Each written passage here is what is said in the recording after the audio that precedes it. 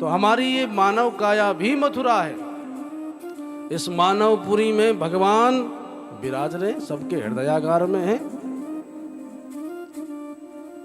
लेकिन हृदयागार में होने पर भी एक दुष्ट है जो आक्रमण कर देता है, वो है जरा, बुढ़ापा। भगवान हृदय में है, लेकिन फिर भी एक बुढ़ापा जब प्रकट होता है, आक्रमण करता है। तो मथुरा पर जब जरासंध ने बार बार आक्रमण करे तो भगवान को भी भागना पड़ा, मथुरा छोड़कर द्वारका बसानी पड़ी आगे। ठीक इसी प्रकार भी जब हमारा बुढ़ापा शुरू होता है, जरासंध ने बहुत आक्रमण किए थे, तो बुढ़ापा भी आक्रमण करता है। कैसे?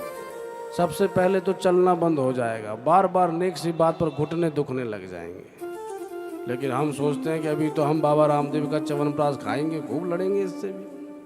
पर कितने ही च्यवनप्राश खा लो भैया, बुढ़ापे ने तो आक्रमण कर ही दिया है। फिर महाराज कुछ समय बाद दूसरा झटका लगता है, दांत टूटना शुरू। पर जब दांत टूटना शुरू तो हम सोचते हैं हम तो नकली लगा लेंगे, फिर लड़ते हैं। बुढ़ापे से फिर दो दो हाथ करते हैं हम, अरे टूट गए तो टूट गए। पर धीरे धीरे जैसे दांत लगा है फिर पाने लगे, पर दांत तो लगा लोगे फिर, पर इस जठराग्नि का क्या करोगे जो पचाती है। धीरे धीरे आंतों ने काम करना बंद कर दिया। तब भी हम न जाने कितने प्रकार के रसीले जूस आदि पा करके सोचते हैं कि आंतों का भी खूब बढ़िया बना रहे। बार बार इससे लोहा लेते, एक दो बार नहीं अनेकों बार आक्रमण करती है जरा।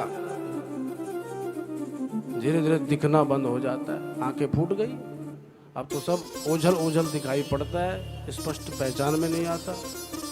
तो फिर हम लोहा लेते, हम तो चश्मा लगा लेंगे। क्या कर लेगा बुढ़ापा? चश्मा लेंस आदि के द्वारा फिर लड़ते।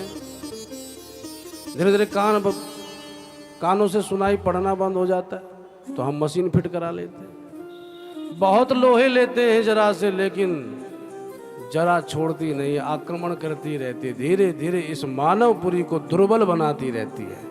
और हम तो सोचते हैं अभी तो हम जवान हैं, दिल तो बच्चा है जी। और दिल काहे का बच्चा? अरे जब जब जरा ने आक्रमण किसी पर किया है, उसकी मानवपुरी जीर्ण शीर्ण ही हुई है। अगर जीवन का यथार्थ स्वरूप जानना हो कि हमारे अपने कौन है, पराये कौन है, तो बुढ़ापा ही यह प्रदर्शित कराता है कि हमारे ये अपने हैं और ये पराये हैं। क्योंकि जब हम बूढ़े हो जाते, जब किसी काम धाम के नहीं रह जाते, तो वार्ताम कोपी न पृच्छति के है, घर में कोई हमसे बात करना भी पसंद नहीं करता। और कई महाराज बीमार हो गए और खटिया पर पड़ गए, तब तो महाराज कोई देखना पूछना भी पसंद नहीं करता कि अभी जाएंगे तो बुढ़िया या बूढ़ा पकड़ लेगा हमको। और कब तक इनकी गप सुनते रहे, क्योंकि इनकी गप से होने जाने वाला कुछ तो है नहीं। फैक्ट्री चल रही है, काम हमें करना, और ये अपनी ही राम कथा सुनाए जा रहे हैं। धीरे धीरे ये स्थिति आ जाती है।